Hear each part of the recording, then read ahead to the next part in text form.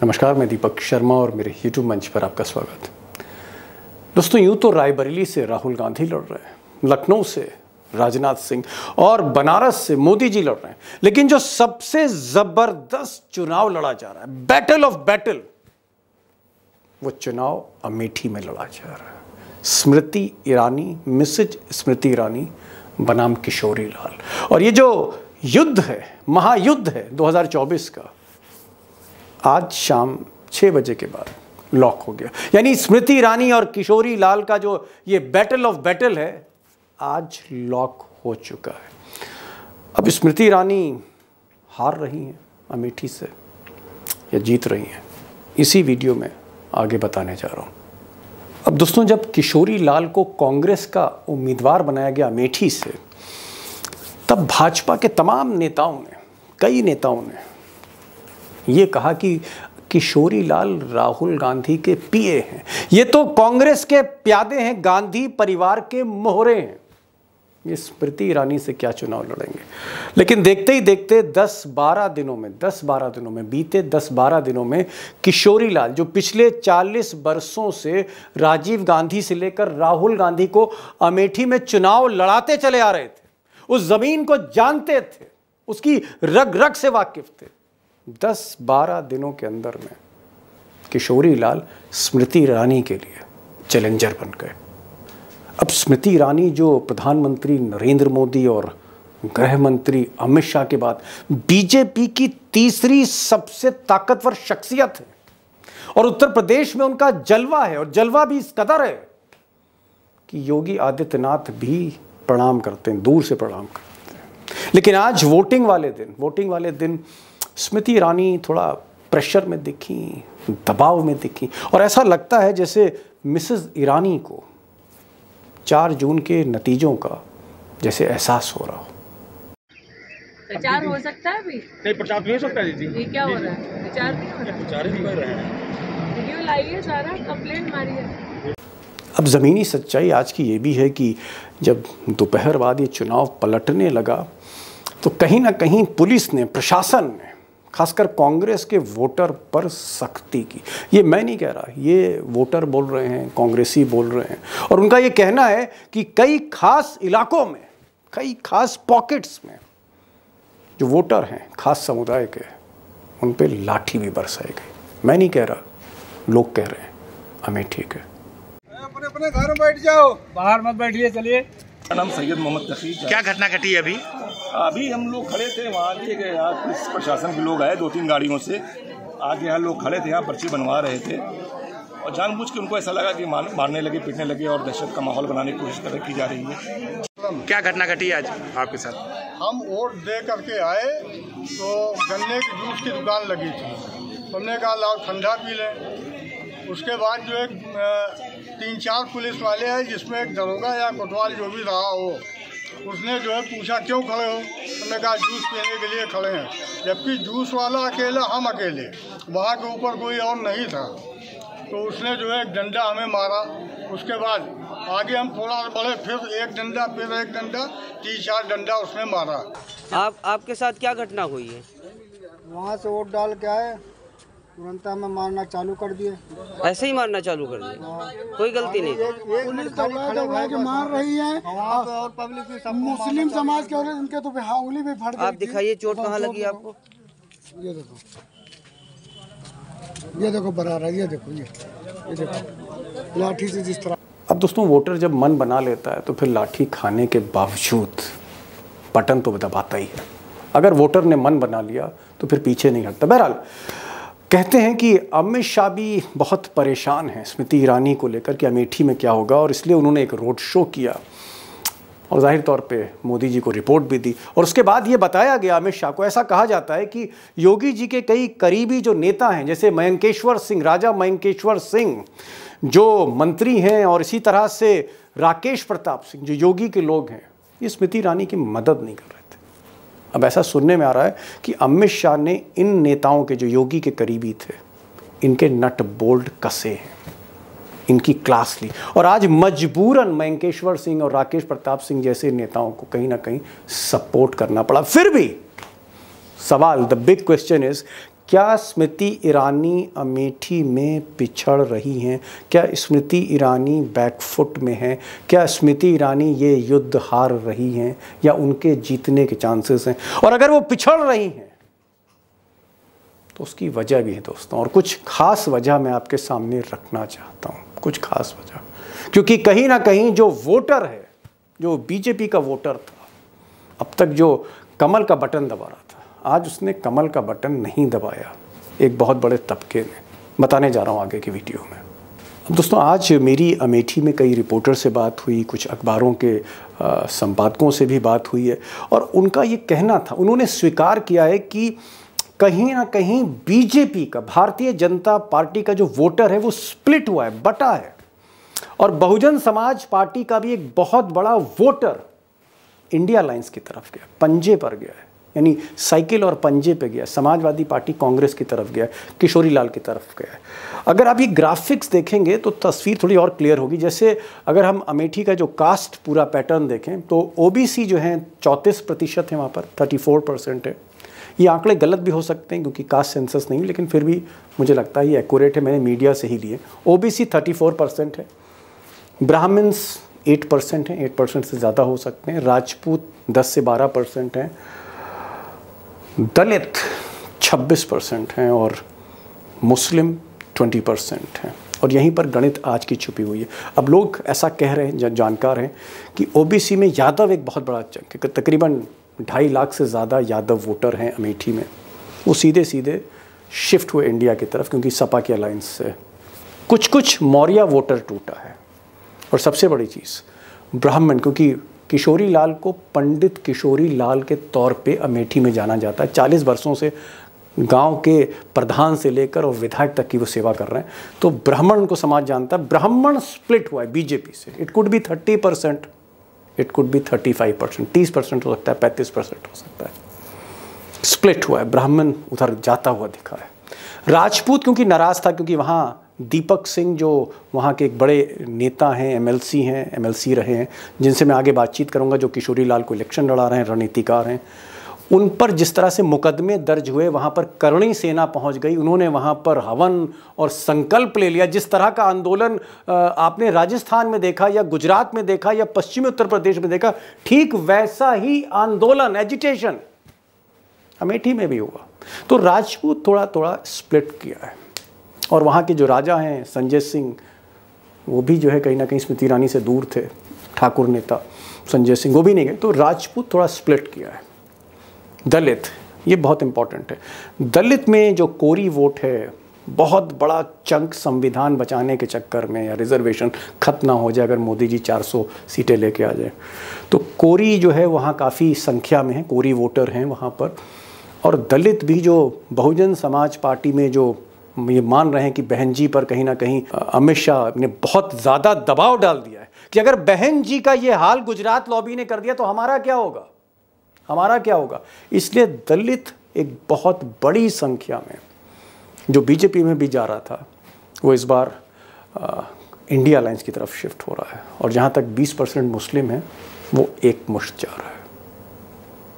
गणित आपको समझ में आ रही होगी, कहानी समझ में आ रही होगी, पिक्चर अब क्लियर हो रही होगी आपको कि होने क्या जा रहा है अमेठी में। अब दोस्तों, आज एक खास मेहमान मैं आपके लिए लेकर आया हूँ। और ये मेहमान जो हैं वो पत्रकार नहीं है, संपादक नहीं है, पॉलिटिकल एनालिस्ट नहीं है। मुझे लगा एक ऐसे शख्स को सामने लाएं जिस पर कई मुकदमे ठोक दिए गए हैं प्रशासन ने अमेठी में। और ये एक ऐसे शख्स हैं जो किशोरी लाल को चुनाव लड़वा रहे हैं। उनकी टीम, यानी आप कह सकते हैं कांग्रेस के जो लोग किशोरी लाल को चुनाव लड़वा रहे हैं, उनमें से वो प्रोमिनेंट हैं। दीपक सिंह हैं, एक्स एमएलसी हैं कांग्रेस के। और उनसे मैंने आज गुजारिश करी कि अमेठी में वाकई क्या हो रहा है, क्या ज़मीन पर दिख रहा है, और किस तरह से किशोरी लाल ने कैंपेन लड़ा। दरअसल किशोरी लाल इसलिए इम्पॉर्टेंट हैं क्योंकि ये हकीकत है कि किशोरी लाल अब तक चुनाव लड़ाते थे। 30-35 वर्षों से, 40 वर्षों से जो शख्स चुनाव लड़ा रहा था, वो आज चुनाव लड़ रहा है। और उसको जो चुनाव लड़वा रहा है, मुझे लगा उसे आपके सामने रूबरू करूं। चलते हैं अमेठी दीपक सिंह के पास। एक चीज मैं पूछना जरूर चाहूंगा, शुरू में जब किशोरी लाल आए तो ये सही बात है कि इस पूरे लड़ाई को, ये जो जंग है स्मृति ईरानी वर्सेस किशोरी लाल को बड़ा एक कमजोर कैंडिडेट माना जा रहा था, लेकिन ऐसा 10-12 दिन में क्या हुआ कि कहीं ना कहीं किशोरी लाल एक चैलेंजर के तौर पर स्मृति ईरानी के सामने खड़े हो। देखिए 3-4 चीज मैंने कहा ना, जैसे कि एक तो वो कनेक्ट थे, चुनाव प्रबंधन करते रहे हैं अमेठी का, बूथ वाइज की उनको जानकारी थी। सारे लोग गुटों में राजनीति होती है, इससे हम इनकार नहीं कर सकते, लेकिन सारे गुट किशोरी लाल जी के साथ खड़े हो गए। प्रियंका गांधी जी ने बड़ी मेहनत, सारे गुट का मतलब कांग्रेस के जितने गुट थे आप कह रहे हैं वो सब किशोरी लाल के साथ जुड़ गए। दूसरा, लोगों को लगा कि अमेठी के सम्मान, जैसे हम लोग बोलते थे कि भाई आप बताओ देश में 60-70 मंत्री हैं, किस कॉन्स्टिट्यूंसी से हैं, आप जानते हैं उन्हें? तो कोई नहीं जानता। राजीव गांधी, राहुल गांधी जी कारण अमेठी जानी गई, दुनिया भर में जानी गई, देश में हर जगह जाते थे लोग, अमेठी वाले हैं, ऐसी पहचान मिलती थी। वो पहचान समाप्त ना हो जाए, वो बड़ा कारण था।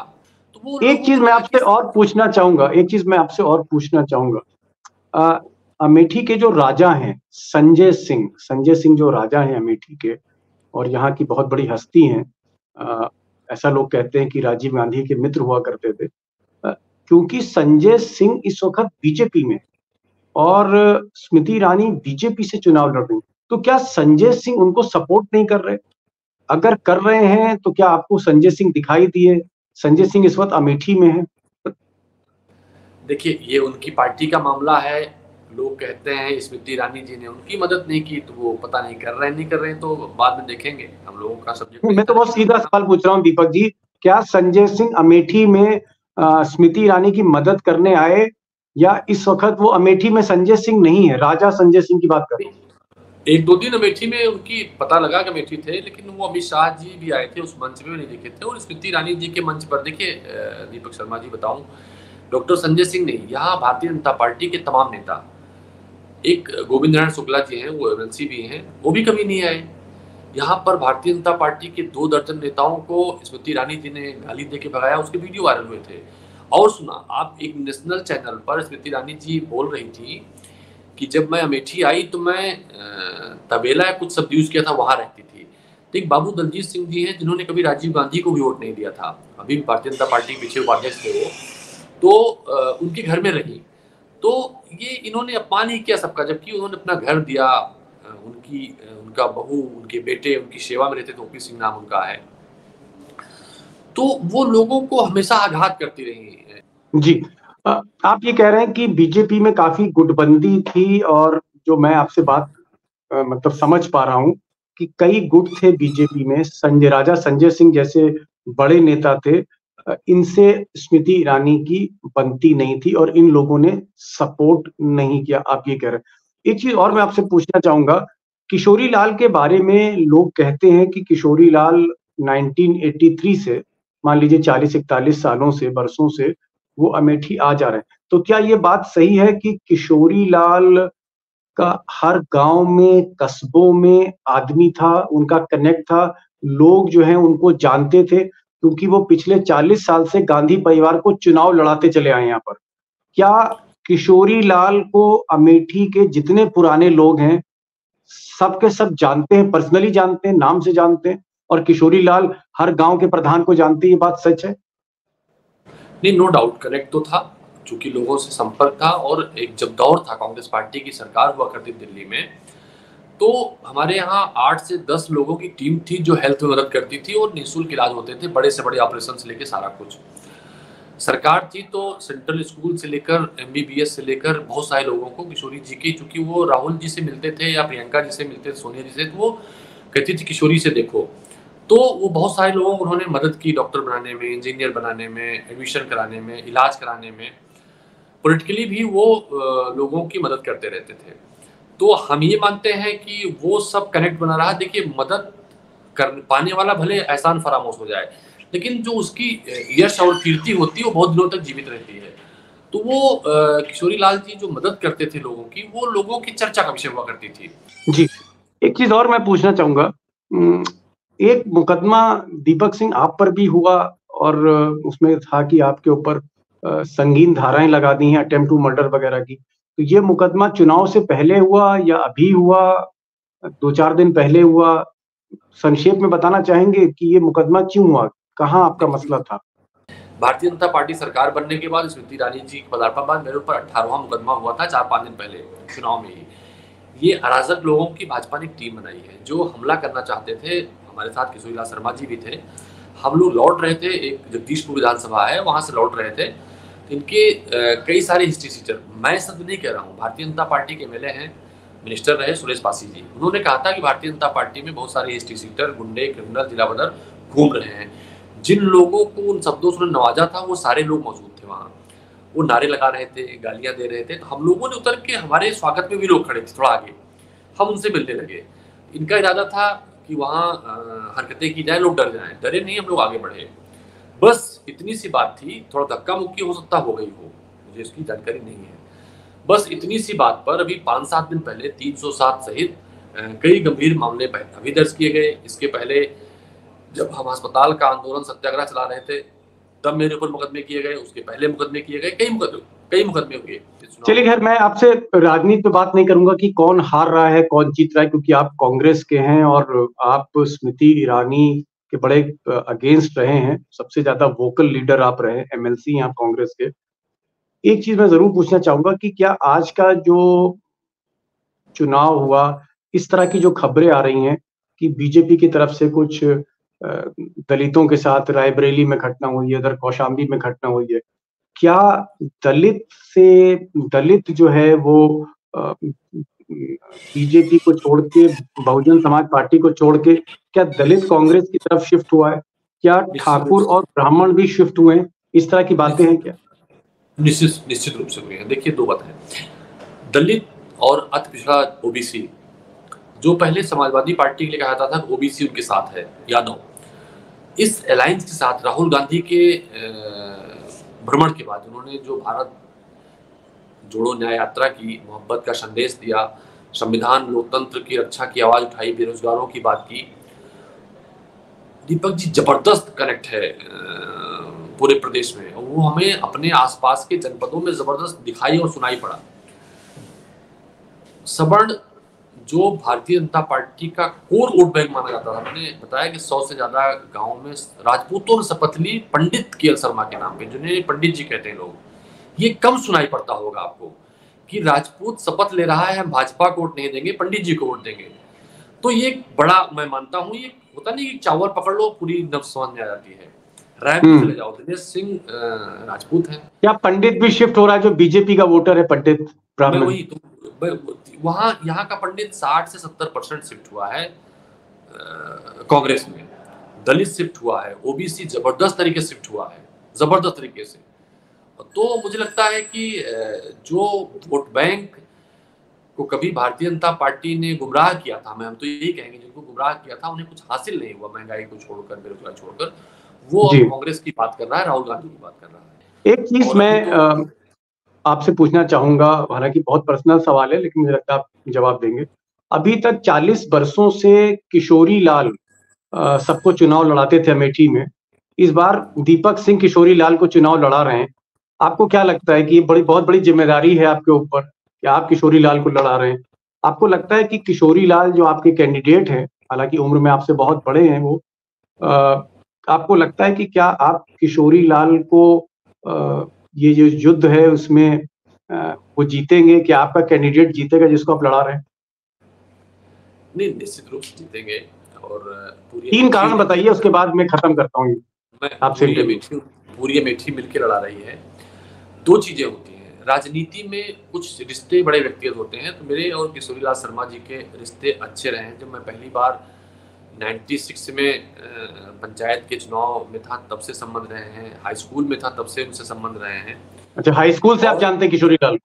हाँ, तब से हमारे उनके। तो आज आपको कैसा लग रहा है कि किशोरी लाल, जब आप हाई स्कूल से जानते थे, किशोरी लाल को आज चुनाव लड़ाते हुए, और जाहिर तौर पे मैं ये तो नहीं कह सकता हूं कि नतीजा क्या होगा, लेकिन आपको क्या लगता है कि क्या आप किशोरी लाल, जिनको आप पिछले 30 सालों से देख रहे हैं, क्या आप किशोरी लाल को इस चुनाव में स्मृति ईरानी को पराजित करने में आप कामयाब होंगे कि नहीं होंगे, ये मैं पूछ रहा हूँ? निश्चित रूप से होंगे। हम कहें कि अगर हम देखें तो चूंकि हम जैसे बहुत सारे लोग हैं जो उनको उसी तरह से जानते रहे हैं। और वो जो नतीजे आए हैं, नतीजे हमने फिर आपसे कहेंगे कि हम ये पहली बार देख रहे हैं कि भारतीय जनता पार्टी के हर मुद्दे उनके खिलाफ जा रहे हैं। यहाँ पर स्मृति ईरानी जी के जो पुराने संबोधन रहे हैं, वादे रहे हैं, वो सब उनके लोग उनको ही सुना रहे हैं। और एक चीज राहुल गांधी जी ने जो भावुक अपील की कि किशोरी लाल जी को कुछ नहीं मिला, बाकी सब लोगों को सब कुछ मिला। जैसे हम लोग सोचे, अगर हम कम उम्र में चीजें पा गए, पार्टी में जिम्मेदारियां मिली। जब उत्तर प्रदेश में 15 पदाधिकारी हुए थे, 1 कोषाध्यक्ष, 6 जनरल सेक्रेटरी, 6 वाइस प्रेसिडेंट और इतने ही जनरल सेक्रेटरी, 1 अध्यक्ष। उस कमेटी में हम उस कमेटी में मौका मिला काम करने का। रेलवे की जब यूपीए 2 में मैं चेयरमैन रहा रेलवे का, एमएलसी भी हो गया, लेकिन किशोरी लाल शर्मा जी को कुछ हासिल नहीं हुआ था, वो काम ही करते रहे। तो ये हम सबकी इच्छा थी कि वो सदन पहुंचे और सदन पहुंचकर बेहतरीन ढंग से काम कर पाएंगे।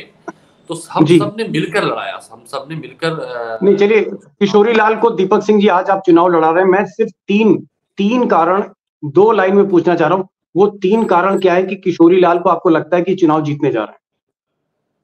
पहला कारण लोगों से उनका कनेक्शन, दूसरा कारण कि वो लोगों के उस कनेक्शन में मददगार रहते थे, लोगों की मदद करते थे।